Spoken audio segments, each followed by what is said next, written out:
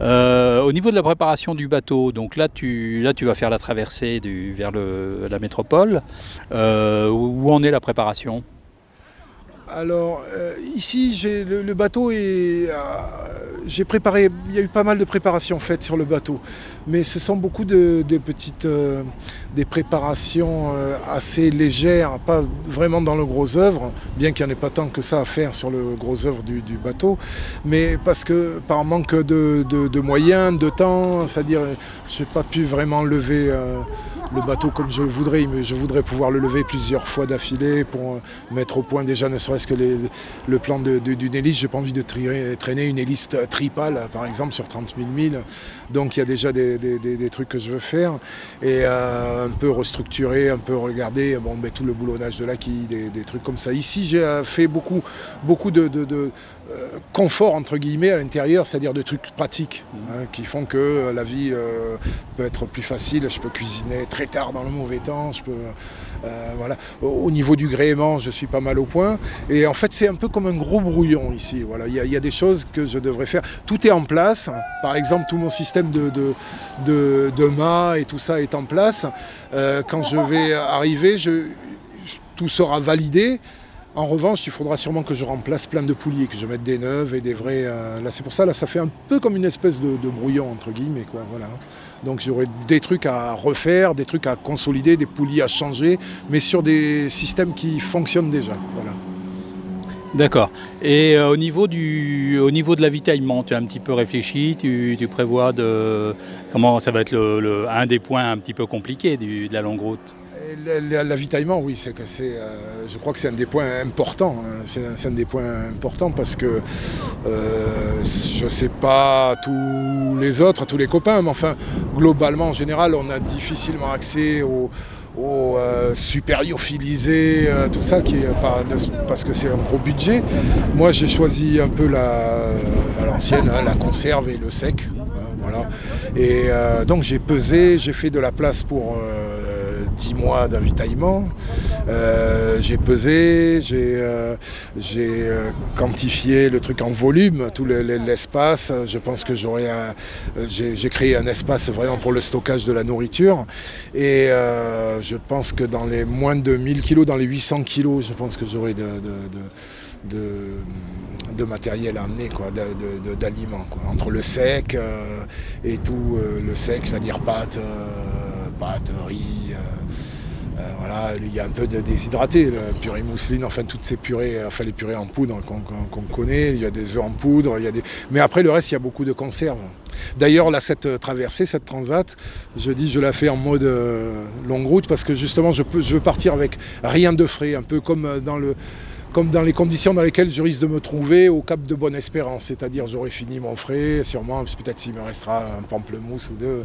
Mais enfin, globalement, je compte 2 mois ou par là alentour, donc j'aurai plus de frais. Donc je suis curieux de voir comment je fonctionne sans frais, quoi.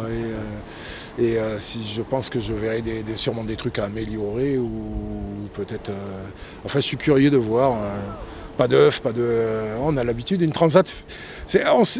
Avec ce projet-là, finalement, maintenant, je me rends compte, je me dis, mais c'est court, une transat, finalement. Ah oui. Et ouais, parce on arrive, on a encore des tomates, on a encore de l'oignon, on a encore...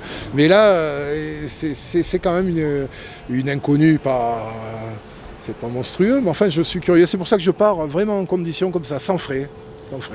Je fais germer des graines. Je fais un petit jardin, je fais germer des graines.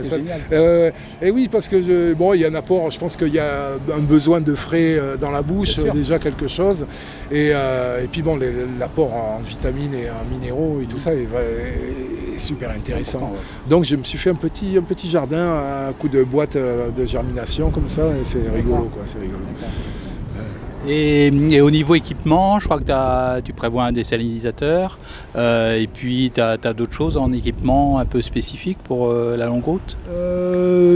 Enfin spécifique, non, je prévois un petit dessal, 5 litres heure, parce que je pense qu'un petit dessal qui tourne un petit peu tous les jours, il s'entretient tout seul. Et puis surtout, il consomme 4 ampères heure, donc ça reste dans le domaine de mes hydrogénérateurs ou Moi, j'ai pas beaucoup d'électricité. Il faut savoir que je pars avec une batterie de 100 ampères de servitude. Mais après, j'ai rien. À un moment donné dans la journée, faire tourner le dessal pour 1 heure. Donc, avec l'hydrogénérateur, ça peut marcher, ou même avec le panneau solaire que j'ai, ou l'éolienne. Bon. Après, j'ai un iridium. Je pense que tout le monde aura un iridium, au moins sur ce coup-là. Donc un iridium, un petit ordinateur, puis c'est tout. Après, bon, l'AIS est le merveille. Je ne suis pas un fan de trop d'électronique, j'ai du mal avec. Elle me le rend bien, d'ailleurs. Si tu peux nous parler un peu du temps de cette longue route? Oui, enfin, je veux bien en parler parce que pour moi, c'est une des... c'est vraiment la dimension première de ce voyage, parce que je néglige pas du tout les hautes latitudes, mais on lit dessus, on a des informations qui sont un peu générales, et ça peut toujours être différent, on peut les appréhender de façon différente. Mais pour ce qui est du temps, personnellement, chacun dans sa tête, comment on va le subir le 2e mois, le 3e mois, le 4e mois, ça pour le coup c'est une véritable inconnue, parce que même si tu lis quelque chose tu lis de moi Tessier, tu lis de l'autre, et tu te rends compte que chacun l'apprécie de façon différente, et donc comment je serai au 3e mois, au 4e mois, au 5e mois, ça c'est la véritable inconnue du voyage. Ça c'est à la fois je l'appréhende, mais en même temps je suis vraiment curieux de voir. De voir comment c'est, quoi. Comment je l'appréhenderai, quoi. Voilà. C'est vrai que c'est une grande inconnue. Et oui, c'est une grande inconnue, parce qu'on ne peut pas avoir trop de références. Parce que sur la météo, on a des références. Bon, voilà, on sait c'est un système météo, il va être plus ou moins sympa, ou plus ou moins dur selon l'année. Enfin, globalement, on sait ce qui se passe. Alors, on va le découvrir, on sera toujours surpris, je pense. Mais ce qui se passe dans sa tête propre à soi, c'est tellement propre à soi, justement, que c'est difficile on ne peut pas prendre les informations sur les réactions des autres. Donc je suis curieux, et en même temps, pour moi, c'est le plus difficile à imaginer. Et justement, tu parles des autres. Est-ce que tu as des contacts? Oui, j'ai des contacts avec les autres participants, plus avec certains, parce que je les connaissais déjà. David, on se connaît depuis longtemps, et puis après, je crois qu'on communique tous un petit peu par Internet. Il y a des informations qui circulent. Récemment sur la nourriture, sur des choses, on essaie de se croiser. Là, je sais qu'il y a... comment il s'appelle, que je ne connaissais pas, Tolan, je pense un des derniers inscrits, pas le dernier parce qu'il y en a eu d'autres, qui a son bateau ici. Malheureusement, on ne se verra pas parce qu'il vient le chercher en juin. Moi, je serais parti. Ah oui, il a son bateau ici. Oui, il a son bateau au marin, là. Francis, voilà. Francis. Et donc, du coup, je trouve qu'on a des copains communs, donc voilà, on a discuté un peu. Mais donc, je l'avais contacté, bien sûr, en lui disant que s'il descendait, c'était sympa de se voir. Oui, je crois que plus le temps va passer, plus on va se voir. Là, on réalise en même temps, il y a une différence entre il y a quelques mois, le truc de s'inscrire et de dire bon ben voilà les gars, je fais ça, et le temps passe, et maintenant je pense qu'on réalise plus, quoi. On est plus dans l'histoire, là. On est plus dedans, et donc je pense qu'on se verra. C'est sûr que toi, avec ta transat, en plus, ça va en plus te remettre dedans. Oui, ça va me replonger un peu dans la navigation, on va dire. Et l'hiver prochain, je serai dans le golfe du Lion. Je crois que c'est un bon endroit pour naviguer quand il y a du vent, parce qu'il y en a beaucoup. Après, quand il n'y a pas de vent, il n'y en a pas du tout. Mais bon, l'hiver, je pense que ça sera... J'ai tout un hiver de mise au point, de travail, de chantier un peu. Là, je pense qu'on se verra plus, parce qu'il y en a quelques-uns quand même déjà dans le golfe du Lion. Oui. Et puis après, la Bretagne, c'est pas loin non plus. Et je pense que plus le temps va passer, plus on aura besoin de se conforter, de se passer des plans, quoi, des combines. C'est bien aussi, on est là. Je pense que c'est une belle notion du partage aussi. On partage l'aventure. Je crois qu'on partage l'envie de réaliser ce qu'on a envie de faire. Et donc je pense qu'on peut partager nos moyens, et c'est intéressant. Et avec les enfants, on a vu qu'il y avait la SNSM et elle sera là mardi pour ton départ. Quels sont ton partenariat, tes relations avec eux? La SNSM, ben, on est partenaire, voilà, avec la SNSM, SNSM en général, je pense, et SNSM Martinique. Et c'est un partenariat totalement